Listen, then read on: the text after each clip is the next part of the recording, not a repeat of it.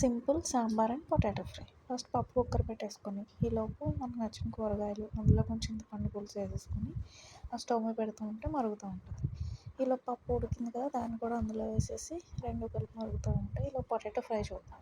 Potato fry తాలింపు వేసేసుకొని ముక్కలు కట్ చేసి వేసేసి ఉప్పు వేసేస్తే తొందరగా వేగుతూ ఉంటుంది.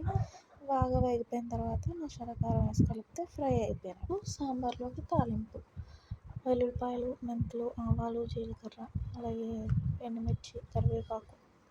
సాంబార్లోకి మేము తాలింపే కదా, తాలింపు వేసేసి ఇప్పుడు నెక్స్ట్ సాంబార్ పౌడర్ చూద్దాం. కొంచెం పచ్చిశనగపప్పు, మినపప్పు, ధనియాలు, జీలకర్ర, ఎండుమిర్చి ఇవన్నీ ఒకసారి బాగా వేయించేసి మిక్సీ చేసేస్తే ఆ పౌడర్ కూడా సాంబార్లో వేసేస్తే సాంబార్ రెడీ. చాలా సింపుల్గా సాంబారు పొటాటో ఫ్రై అయిపోయింది. ఇప్పుడైతే సాంబార్ని పొటాటో ఫ్రైని ఎంజాయ్ చేద్దాం. Thank you.